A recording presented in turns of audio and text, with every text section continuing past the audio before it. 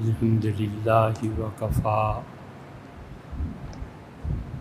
وسلام علی عبادہ الذین اصطفیٰ اما بعد۔ اللہ تعالیٰ نے ہر انسان کو یہ دعوت دی ہے کہ وہ اللہ کے اس دین کو قبول کرے جو در حقیقت حضرت آدم علیہ السلام کا دین تھا۔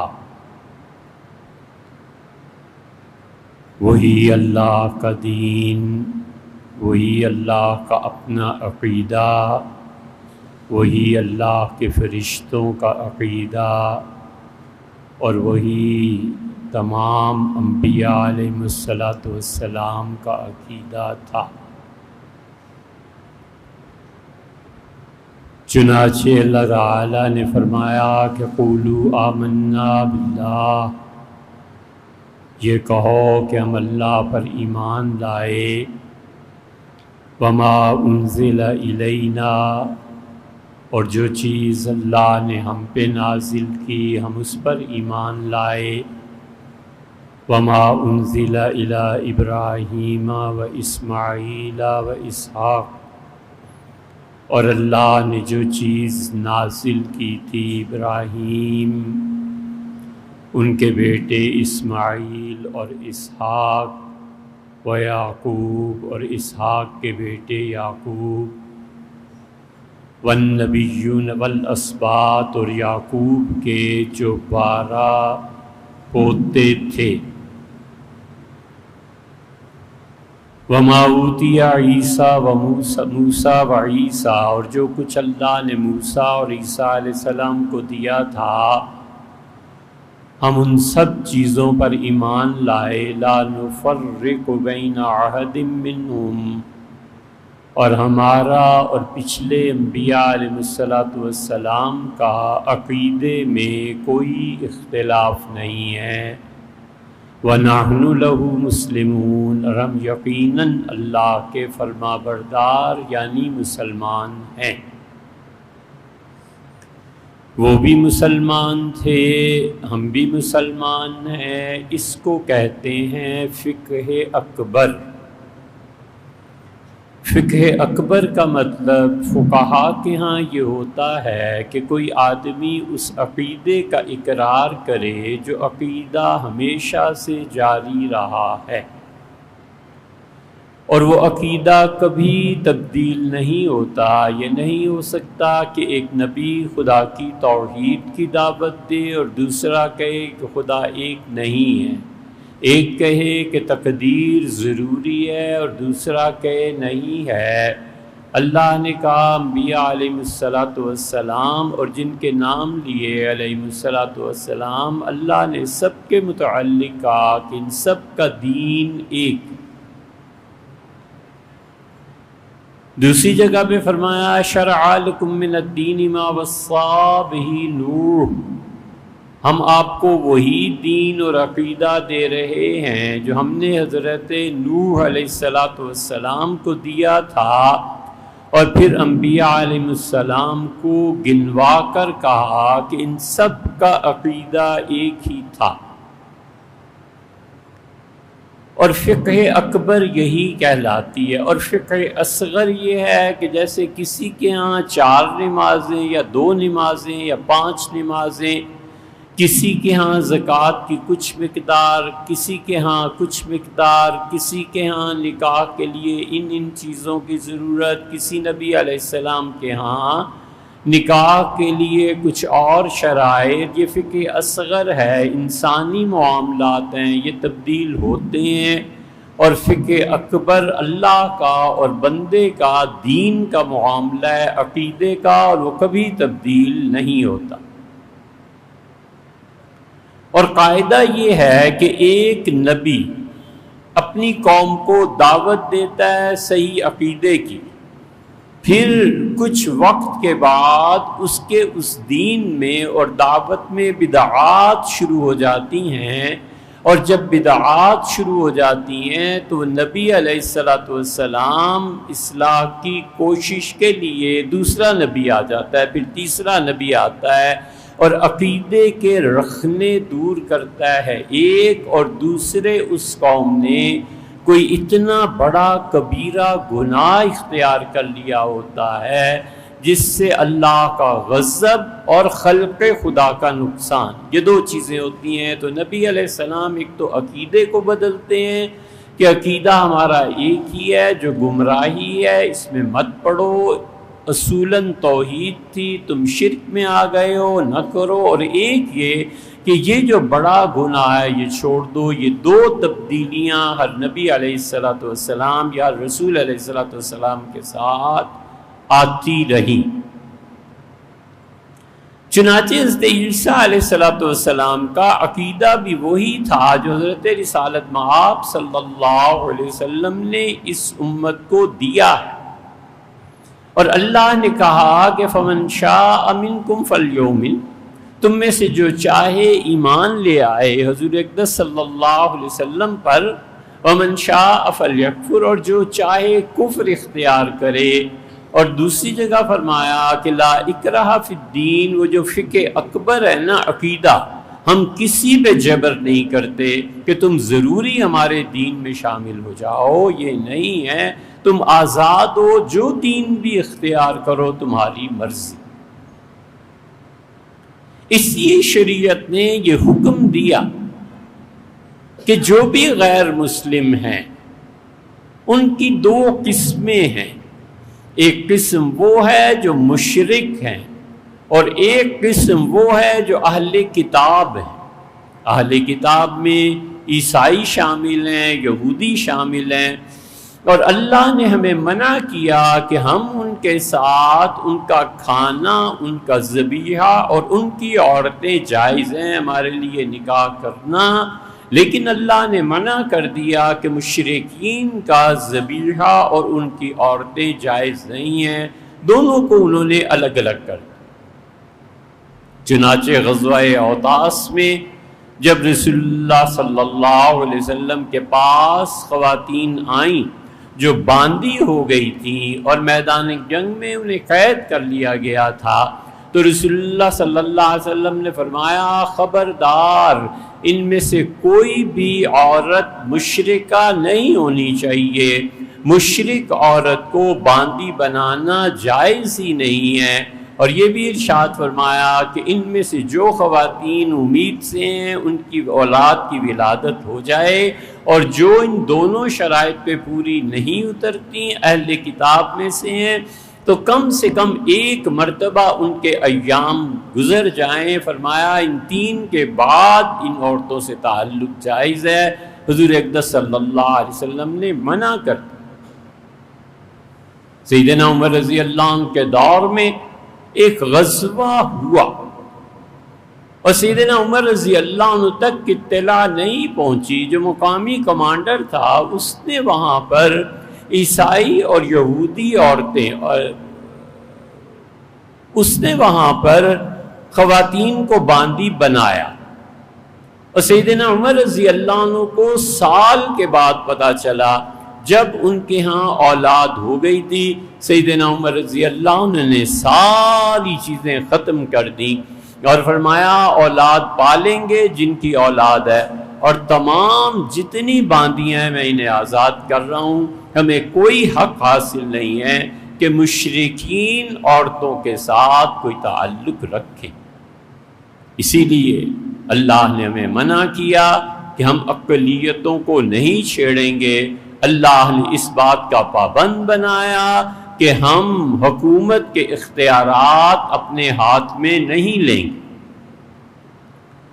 چنانچہ جب گورنر پنجاب کا قتل ہوا تو دنیا کے کئی ممالک سے لوگوں نے دریافت کیا کہ یہ گورنر پنجاب ہم نے اس وقت اب تک ریکارڈنگ موجود ہے، اور ہم نے صاف کہا کہ یہ وہ چیز ہے جو کوئی شخص اپنے ہاتھ میں نہیں لے سکتا، حدود کا نفاذ حکومت کرتی ہے، فرد واحد نہیں کر سکتا۔ اور اس پہ راولپنڈی کے ایک جذباتی مولوی صاحب انہوں نے اشتہار چھپوائے ہمارے متعلق کہ ہمارا قتل کر دینا چاہیے ہمیں، اور 2 مرتبہ اٹیمپٹ بھی کی گئی کہ مار دیں، اللہ نے زندگی رکھی تھی۔ یہ ان جذباتی لوگوں کا حال ہے جو کسی بھی توہین پر، وہ توہین رسالت ہو، قرآن کریم کی توہین ہو، والعیاذ باللہ، قانون کو اپنے ہاتھ میں لے لیتے ہیں کہ ہم یہ کر کے رہیں گے۔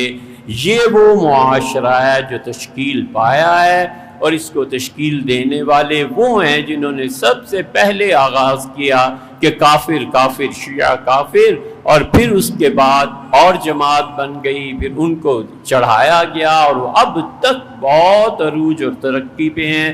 من سب نبیا فاقتلوہ، جو حضور صلی اللہ علیہ وسلم کو گالی دے اسے قتل کر دو، یہ کس حدیث میں آیا ہے یار؟ کہاں آیا؟ قانون بنانا ہے۔ ایک چھوٹی سی ضعیف روایت جو کئی 100 سال بعد آئی، اسے اپنے بچوں کو سکھانا کہ تم قانون ہاتھ میں لے لو اور لوگوں کا قتل عام کرو، یہ اللہ کا دین نہیں ہے، یہ جذباتیت کا دین ہے۔ اور یہ ضروری ہے کہ حکومت وقت ان لوگوں کو بھی پوچھے جنہوں نے اپنے مساجد کی سپیکر پہ اعلان کروائے اور لوگوں کو اشتعال دلوایا۔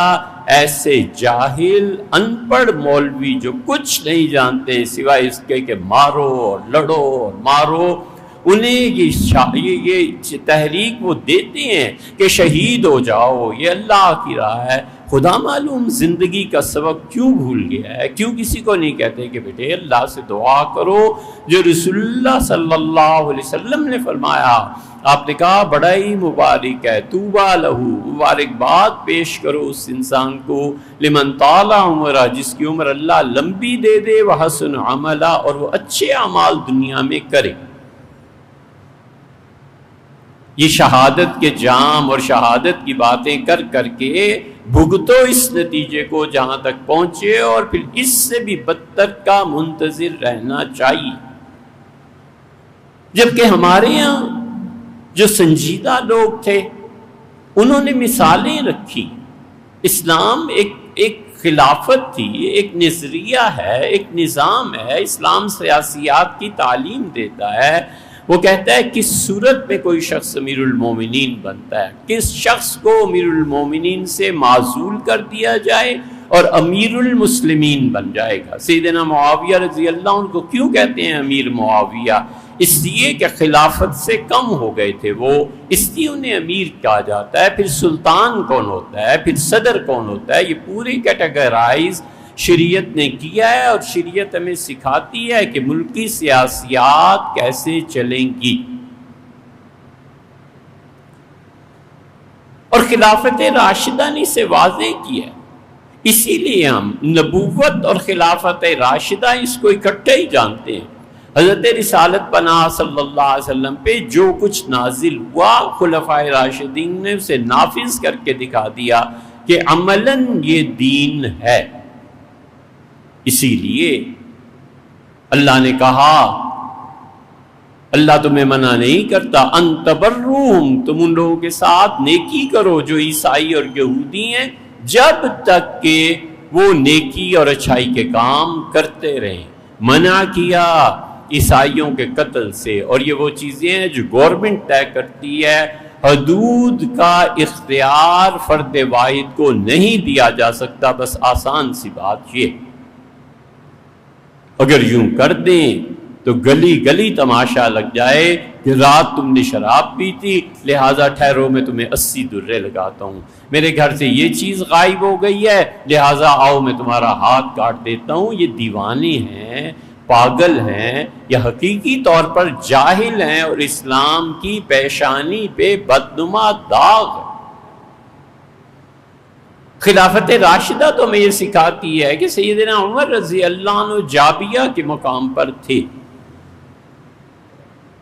اور لوگ آئے اور عیسائیوں نے آ کے کہا آپ کی فوج نے ہمارا باغ لوٹ لیا ہے، انگوروں کی بیلیں انہوں نے اتار دی ہیں۔ سیدنا عمر رضی اللہ عنہ پلٹے اور اس قدر شدید غصے میں تھے کہ ضرور ان مسلمانوں کی، جن میں بڑے بڑے لوگ شامل تھے، سزا دیتے، اور انہیں ایک ایسے آدمی نظر آ گئے جن پہ وہ اعتماد کرتے تھے، تو فرمایا اچھا تم بھی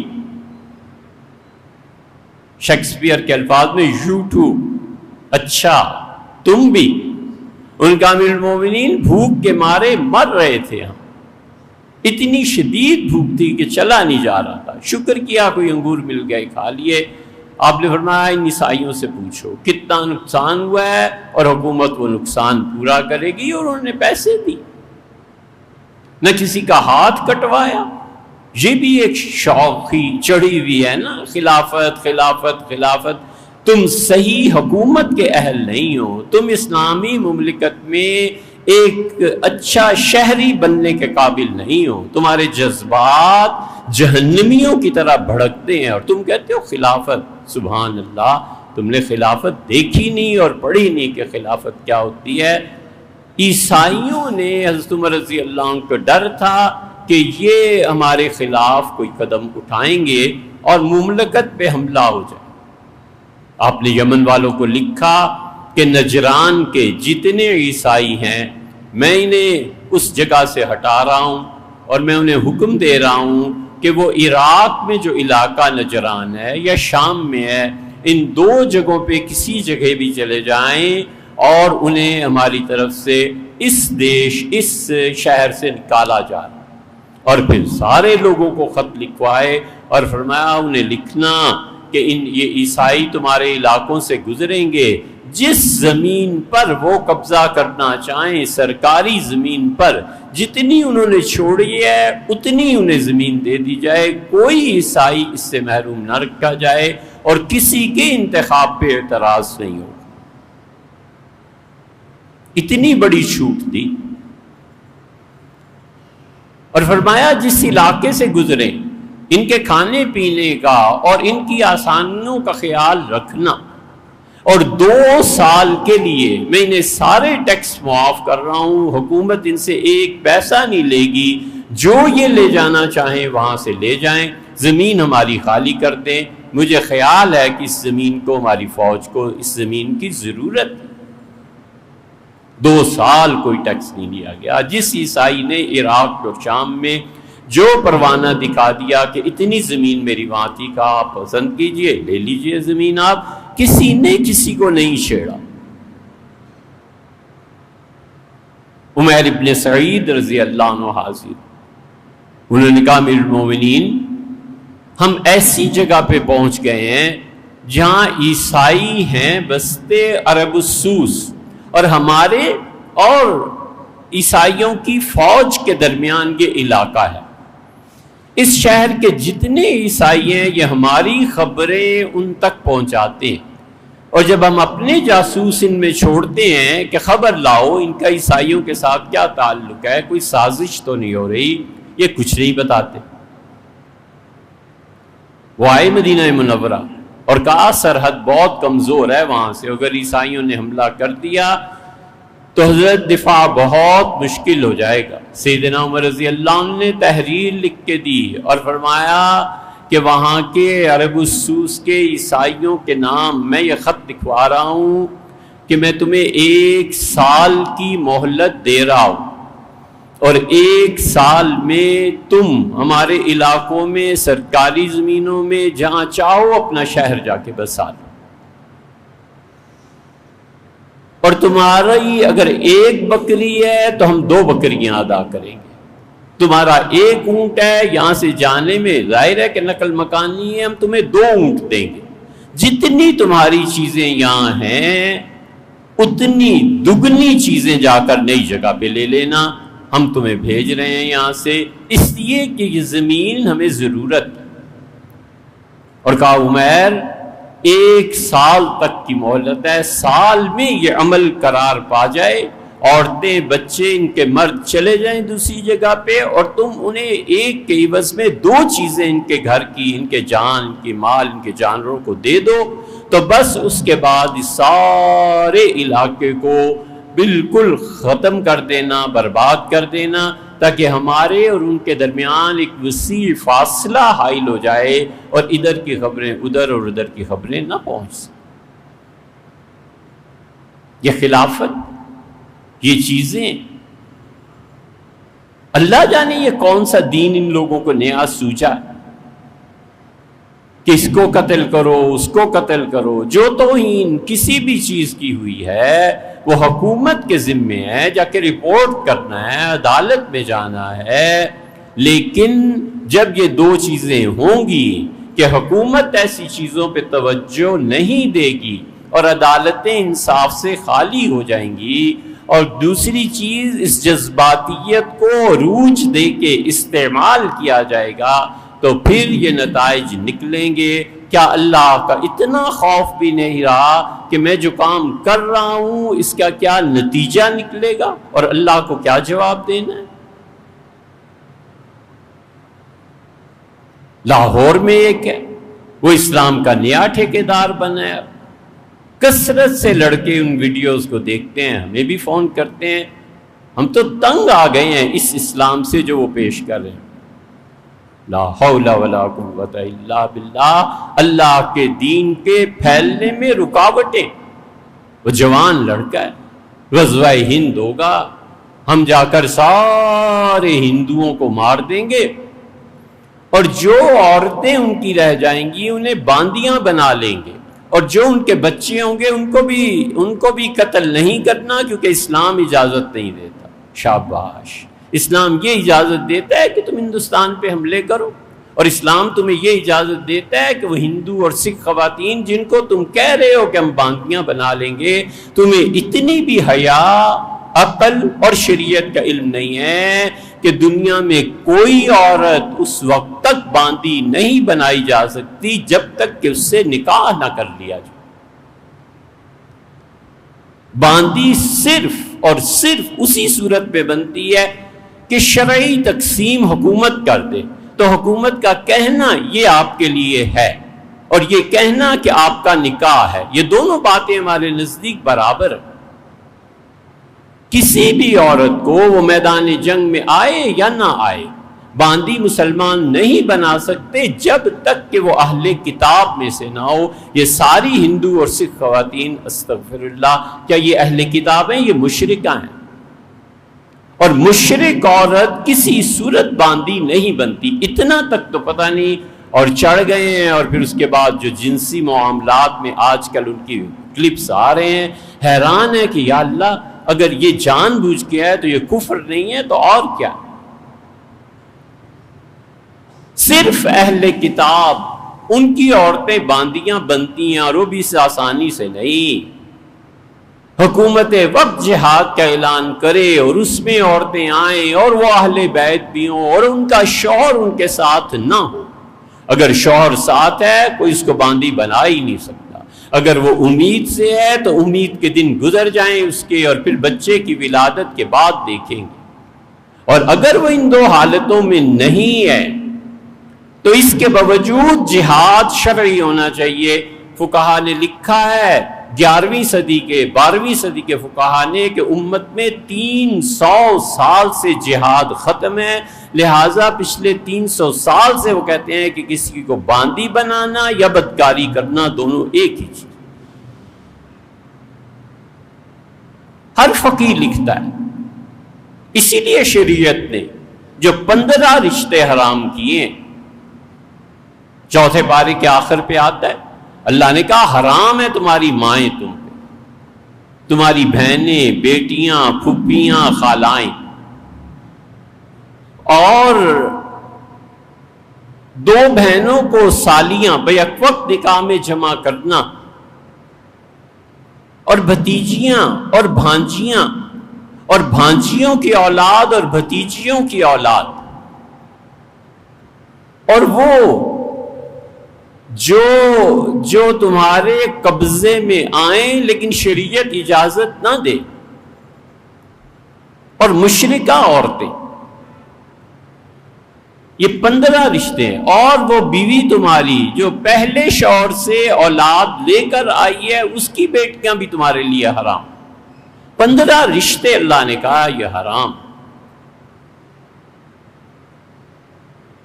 اور باندیاں صرف وہ بنانی جائز ہے جو اہل کتاب. تو تم لڑ لو امریکہ سے، تم لڑ لو اہل کتاب کے جتنے یورپین ممالک ہیں، بھیک مانگنے جاتے ہو، اور اگلے بھیک نہ دے تو تم پاؤں پکڑ لیتے ہو وہ امریکن ایمبیسیڈر نے اسلام آباد میں کہا تھا یہ امریکہ کا ویزا لینے کے لیے کسی حد تک بھی رسوائی تک پہنچ سکتے ہیں، وہ اہل کتاب ہیں، ان کی عورتوں کو تم باندیاں بنا لو اور پھر تم خوشی سے خبریں سناؤ، دماغ نہیں ٹھکانے رہا۔ کوئی بھی کافر جب اسے سنے گا ہندوستان میں، جو غیر مسلم ہے سنیں گے تو کیا کہیں گے کہ یار اسلام گے۔ ہر وہ خاتون اہل کتاب میں سے جس سے نکاح ہو سکتا ہے، اگر حکومت قرار دے تو وہ باندی بنائی جا سکتی۔ باندی یہ نہیں ہے کہ میدان جنگ سے پکڑ لائے اور باندی ہوگی، والعیاذ باللہ 300 سال سے نہ شرعی جہاد رہا نہ شرعی باندیاں ہیں۔ ان کے مذہب کا اعتبار پوری امت کہتی ہے ضروری ہے، پوری امت۔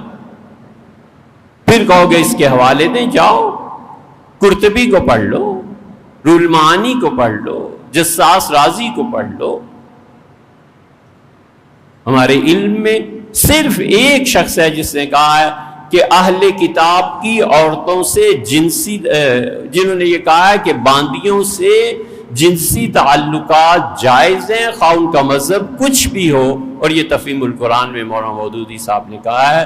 پوری امت اس کی قائل نہیں، پوری امت، چاروں فقہا وہ کہتے ہیں کوئی بھی باندی اسی وقت جائز ہو سکتی ہے جب وہ مسلمان ہو جائے، آپ نکاح کر لیں، وہ اہل کتاب میں سے آپ نکاح کر لیں۔ شریعت یہاں یہ اجازت دیتی ہے، بس یہ باندیوں کی تعداد اس حد تک، اور لاہور بیٹھے ہیں، ہندوستان پہ حملہ ہوگا، یہ ہوگا وہ ہوگا، اور بھیک بھی مانگنے پہنچو۔ اس لیے تعلیم چاہیے بھیا، علم چاہیے۔ اسلام نے ایسی کھلی چھٹی نہیں دے دی کہ لوگوں کے کلیسا توڑے جائیں، تورات کی بے حرمتی کی جائے۔